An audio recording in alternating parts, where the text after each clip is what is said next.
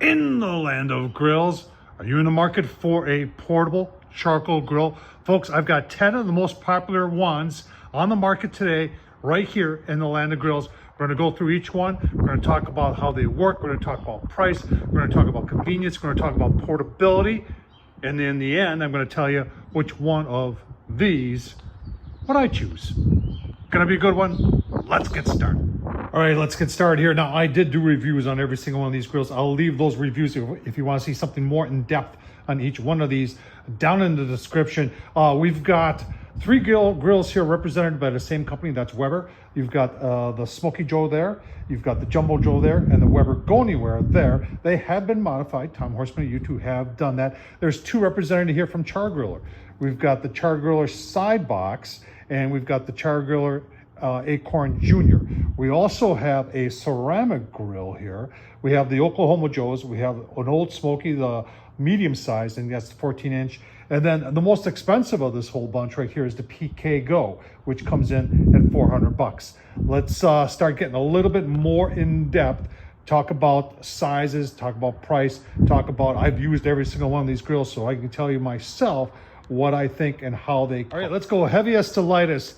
Heaviest is going to be the ceramic one. It's almost to the point where I would almost take that out of the portable, because these ceramics are so heavy that it almost makes it hard for one person to carry around. And that's how I classify portability.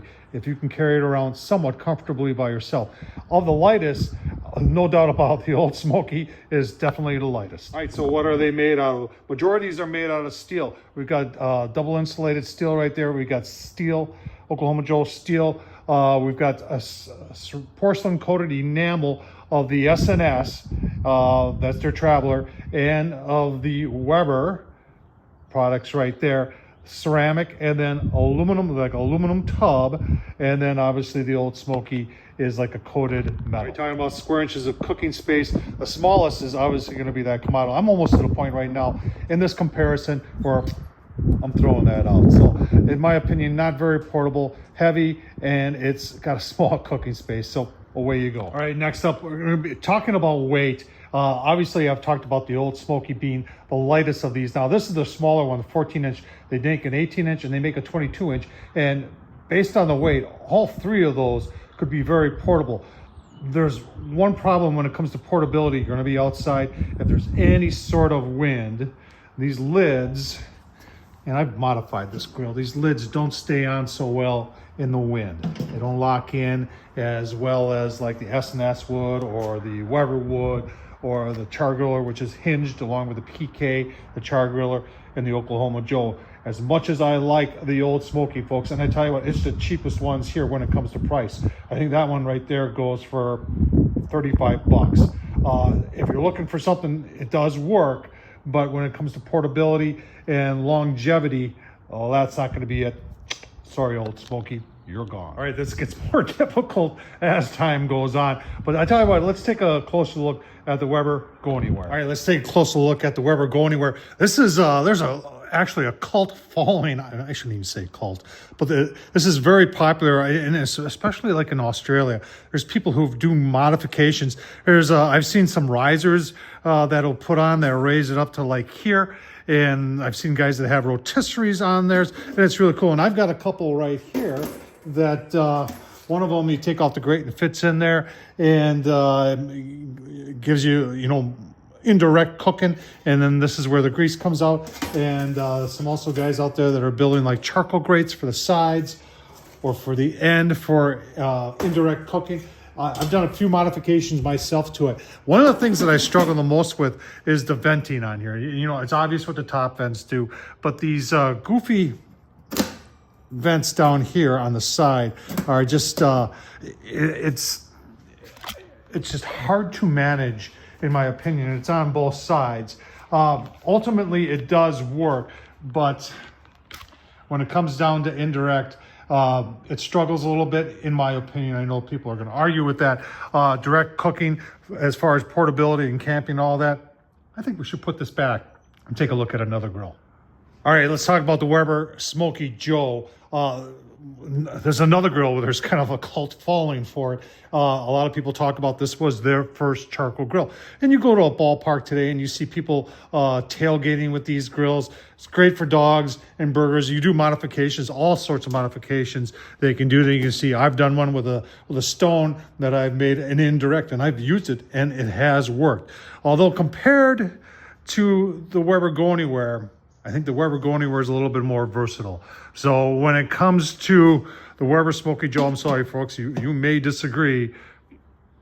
Not my choice. All right, 7 left. I like all 7 of these, so this is going to be hard. I tell you what, let's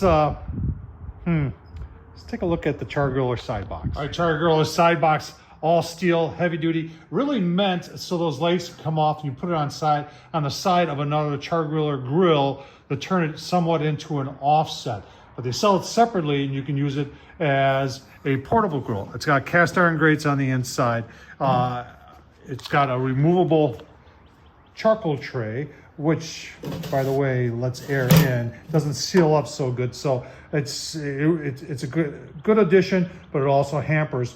I do love the fact that the vent's down low here, and you can do indirect, which I've done a ton of times, and then the smoke comes out over here. I put a little temp probe in there. It is a little heavy, and it is a little small, but it is affordable. I think a lot of people like this. To each his own, but for the purpose of this video, you're out of here, Char Griller. And number 6, let's take a look at the Char Griller Acorn.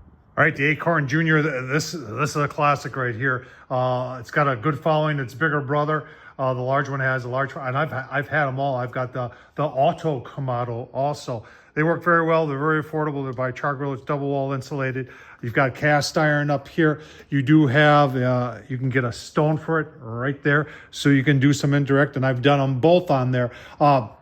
Just hampered a little bit by size in the portability market. If you're by yourself or maybe 2 people, this will work very nicely. If not, then it's going to be too small. So for that, sorry, Char Griller, you're out of there. All right, halfway through of these 5, which one would you take? Have I already eliminated one that you would say would be your best?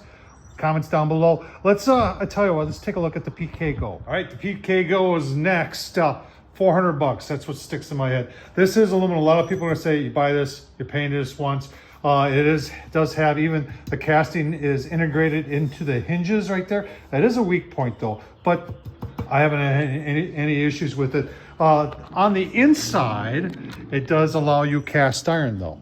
You have cast iron grates. They have like a hibachi feature where you can take that half off and turn that half, then there's a stand for it. You can turn that half into a grill also, so you can double the size. The venting on this is a little bit on the strange side, and you've got these things down here that open up, and that's your venting. You know, kind of like the Weber Go Anywhere. You know, maybe there was no other way of doing it, but I find that a little strange. And what I find a little disheartening in the portability market is that it's $400. Good girl. You can easily argue that it's going to last you forever, but at $400, I just don't think a lot of us are going to pay that for this grill. Sorry, PK, you're out. Of the final 4 here, right there is probably the most affordable, and I think it's a very versatile grill, but compared to these other 3, a lot more features going on there. So I'm sorry, Weber, Go Anywhere is out. Right, final 3, I tell you what, let's take a look at the Sloan Sear Travel Grill. All right, let's take a look at the S&S Grills Travel Grill.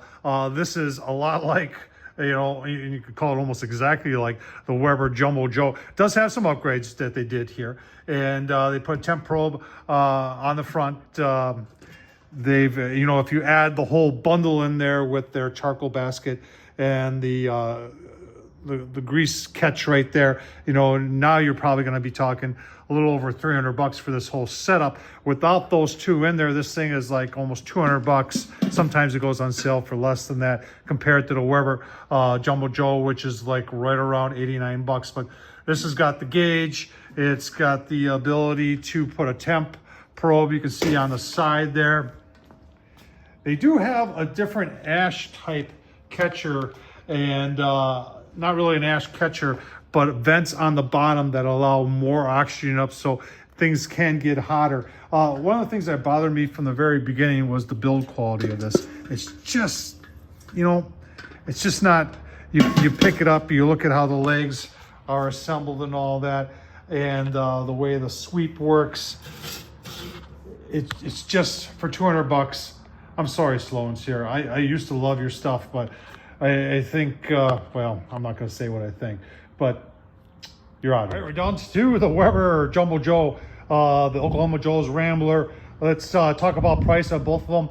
The Oklahoma Joe right now on Amazon is like 168 bucks, and the Weber Jumbo Joe is 89 bucks. From a portability standpoint, the Oklahoma Joe is heavier. It takes 2 hands, but nice handles on it to pick it up and go around. It's not overly heavy. The Jumbo Joe, obviously, you can pick up and carry with just 1 hand. All right, get them both up on the table so we can take a look at them here. From a portability standpoint, I already talked about that one's lighter than that one is.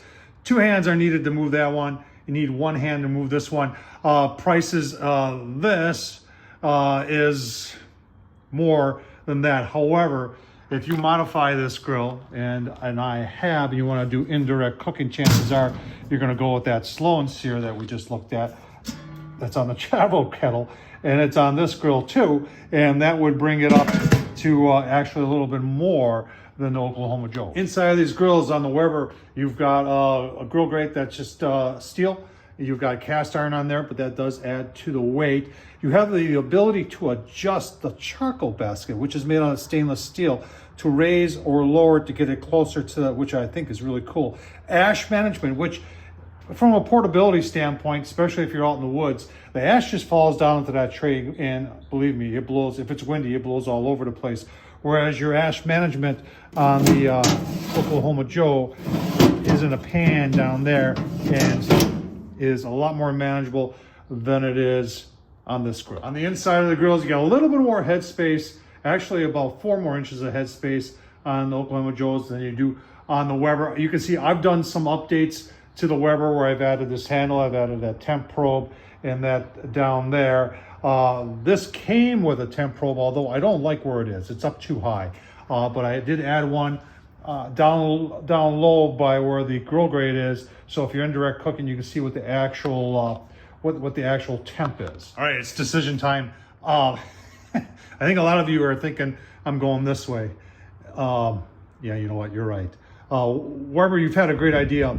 I wish you would update some of your products sometimes. You know, S&S did some good things, but they sacrificed some of the quality along the way.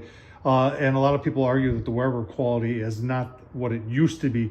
But the OK Joe, Oklahoma Joe Rambler here is the real deal. Now, a lot of you people will look at this. I should have taken this back when I got it because something was warped here. And the stack didn't fit right. This is supposed to go on the inside. It didn't fit right on the inside, so I put it on the outside with some gasket. It still works. It gets a lot of conversations. I guarantee you there'll be more than one person will say your stack's in the wrong spot. I just think from the build quality and what this thing is capable of doing, I did some thick cut porterhouse pork chops indirect on this last night. Man, I'll tell you what, it worked very, very well. There's your air intake right there that you can adjust like that. And it goes underneath the charcoal and you can roll the smoke up and through there. And low and slow, this thing does very good. But you can fill it full of charcoal, raise that charcoal grate up. And if you're at the ballpark or you're out camping, you want to do some quick burgers, this thing will do it for you. It's very well built. I like the hinge style. I like the hinge stops on the back. Simple design, but it works. Overall quality. And you know what? It's not too heavy. So if you're asking me what the best portable charcoal grill is, it's right there. Oklahoma Joe's Rambler. I'll leave the link down below. Tom Horseman YouTube. Which one of these or of the 10 I showed you would you choose? Or is it something else? Thanks for watching, folks.